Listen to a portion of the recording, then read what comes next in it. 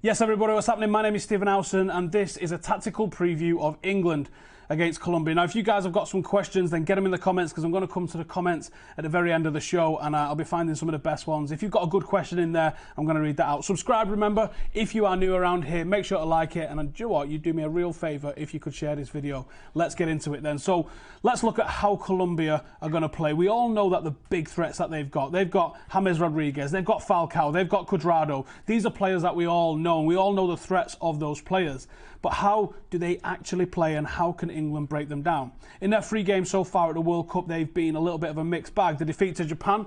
Now, was that the upset that we thought it was at the time? We thought, the red card for Sanchez, is that something that's really caused all the problems that we see in that game?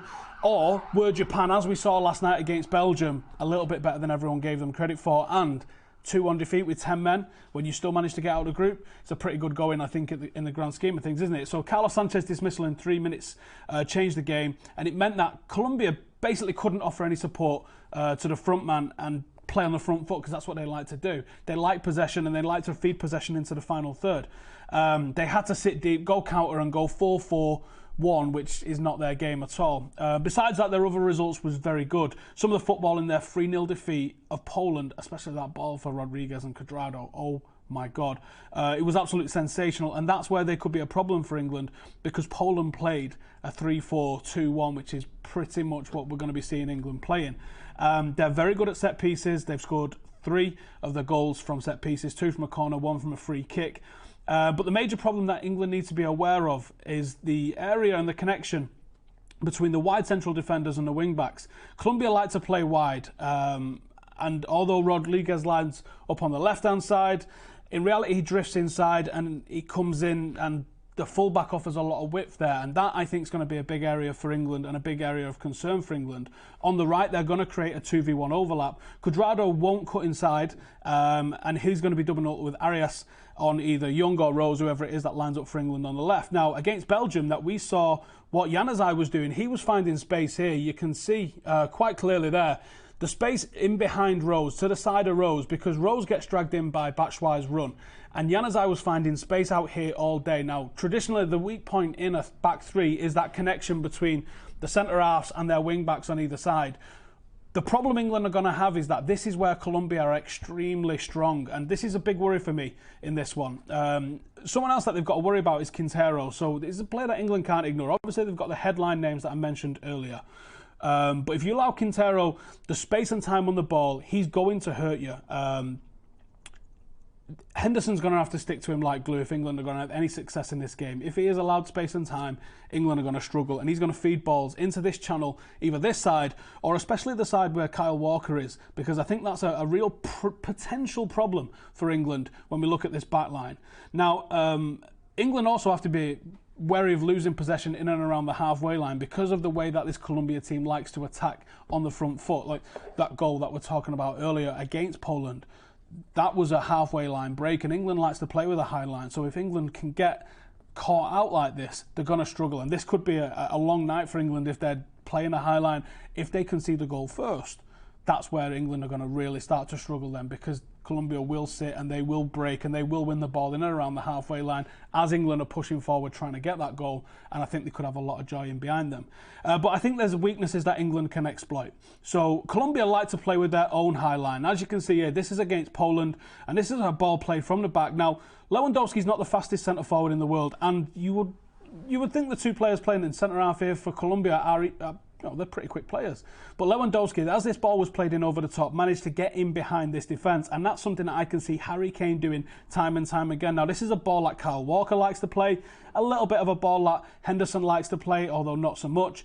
But this is the type of ball that they can get caught out with, and this is the type of ball that I hope Gareth Southgate is looking at and going, that's the sort of thing that I can do. As you can see, the Poland team has compressed this Colombia team into such a narrow gap. I mean, the team's just in 25, 30 metres, the entire 11, isn't it? And they managed to get in behind. England can exploit that with the pace that they've got. They also get drawn to the ball. I don't think they're defensively a very solid unit. As you can see here against Senegal, if Senegal had someone on the edge of the box, someone being a proper number 10, you can see that every single one of the Colombia defenders is looking at the ball. No one's looking over the shoulder. No one's checking into the space. And the movement of England's forward three, Kane, Sterling and Jesse Lingard, could cause absolute havoc in there. The midfield does not sit on top of the defence like we see a lot of teams.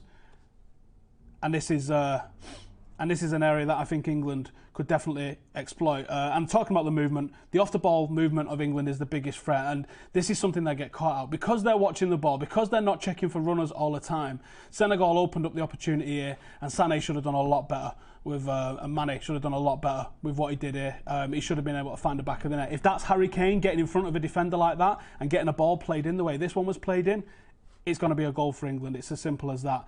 Now, I expect a very tight game. I expect 2-1, 1-0. I reckon it's going to be a mistake from someone that causes this. I think it's going to be a very, very good game, but it's going to be tight. And I think that's what's going to make it happen. I think it's going to be a mistake. England needs to be very wary of the width, as I said, and the threats that Colombia pose, and Colombia really need to watch the movement from England's final three.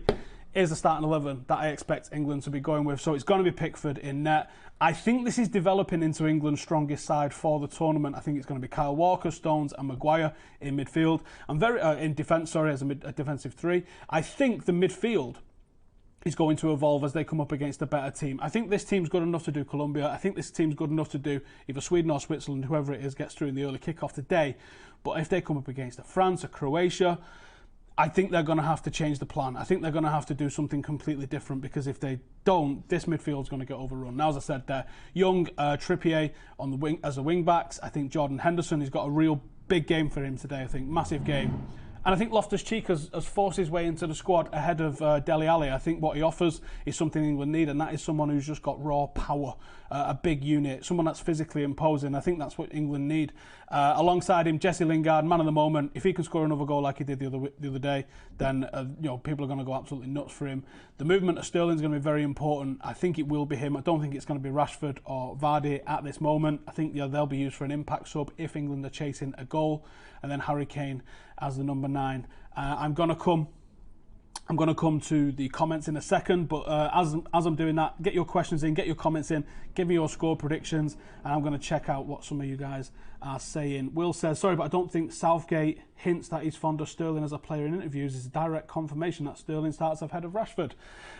No, I just think the movement-wise, I think this is what he's going to go with. You might be right. This is just my opinion. I think he's going to go with Sterling over Rashford, and I think he'll be saving Rashford and Vardy probably for if we need to go to extra time, because Marcus Rashford against tired legs is almost cheating, or if we're chasing the game a little bit later on. I think he's going to go with a movement of Sterling and hope that can cause some chaos.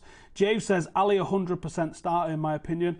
I don't think I don't think he deserves to start. I think Ruben Loftus-Cheek absolutely deserves his place. Jesse Lingard deserves his place, and Jordan Henderson probably deserves to start over Dyer. So I don't see where he comes in. 3-1 England, says Ryan Hall. Realistically, who do you think is going to make the last 8? I think England and Switzerland progress, and I think that's the quarter-final to round out the rest of the quarter-finals. And then, who knows? If England can get through Switzerland, and they should be able to get through Switzerland, they're in a semi-final, which I did not think was possible about 2 weeks ago. I mean, yes, it was possible, but it wasn't probable at all, was it? I don't think there was anyone sitting here going, England will easily get to the semi-final. In a similar vein, don't you think that Vardy against tired legs does the same? Yes, I thought I mentioned Vardy in the same sentence there when I was talking about that. Yes, Vardy and Rashford, like for like in what they can offer against tired legs. It's almost cheating. Colombia on penalties, says Andy Ramos. Aidan says, isn't James injured? Yes, I've not done a prediction for what Colombia are going to offer, because I don't know what the crack is with James Rodriguez. Joseph says, as fun as the coming home joke is, England fans are seriously underestimating Colombia, and this could be our toughest game if we continue on to the final. Besides the final, and I think we can face Croatia in the semi-final, this is a big ask. This is a very big ask, and I think people are absolutely underestimating. I've watched a lot of Colombia over the last couple of days, so I can get my thoughts together. They've got their weaknesses, but they've got their strengths as well. And I think that the back three lines up very well with what they're trying to do with the ball. And I hope I'm completely wrong here, but I wouldn't be surprised to see England crash out here, which would be a shame with all the positivity that there is around England at the moment. It's good. And I'm liking how people are getting in the mix and going on big sessions because the football's on. And I think that changes when England go out. So I don't want to see England go out at all. I'd like to see England progress in this, and I'm sure they can progress in this, but they've got to be wary of the very, very real threats that Colombia do offer. We've got any more questions? Jack Brown says, low. £3 on a 20-way ACCA returns 15 grand. England and Switzerland, best pull through for me. Oh my God, Will. Is that all you're waiting on? Whoa, that's a belter. Do you think this World Cup could help England kickstart in the Euros in 2020?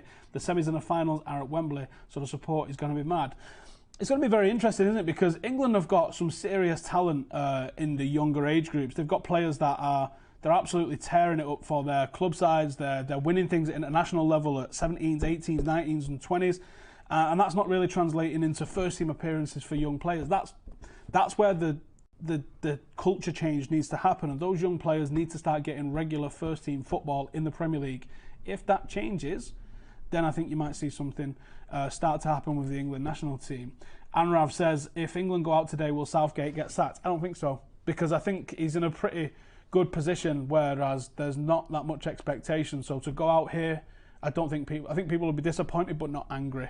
I think if England had gone out at round of 16 with a golden generation, there would be anger. Ryan says, does the hooliganism start when Russia get knocked out? Wouldn't be shocked, mate, to be honest with you. It would just be our luck that Falcao will be on fire after he underperformed in the Prem. My score prediction is going to be, I'm going to say 2-1 England. I'm going to say there's going to be a scare, but they're going to get through it. And I'm going to say Jesse Lingard is getting on the score sheet, and I think Harry Kane will get the other one. We've got any more questions from you guys? Dylan says, England will either blow them away or an Iceland-esque performance. I don't think you're going to see an Iceland-esque performance, because I think what Gareth Southgate does, to his credit, is he gives this England team a lot of freedom. The problem with him giving a lot of freedom is they're defensively a little bit more suspect, and this is a big ask. Colombia is a big ask, make no mistake about that. Getting through Colombia, I think they get through Switzerland way more comfortable than they get through Colombia. And then you're in a semi-final of the World Cup, which is mental to think of. We haven't had that since 1990, since Italia 90. So thank you guys for watching. Make sure to subscribe. I'm going to be on Ball Street this evening, giving my reaction on there. Dave's going to be over on the kickoff if you want to do a watch-along as well. So thank you guys for tuning in. Get your comments in if you're watching after the video has gone live. I'm going to be replying to those for a couple of hours. But thank you guys for watching. We'll see what happens, eh? Laters. Welcome to the Stephen Howson Football Channel. This is where I will take you through everything that I do revolving around football, be it that at Old Trafford or elsewhere. This is where you will get your match previews, your reviews, your football vlogs, your scout reports, your transfer talk, your youth reviews, your documentaries, and anything and everything revolving around football. I absolutely love this game. Do me a favour and subscribe. Thank you for watching.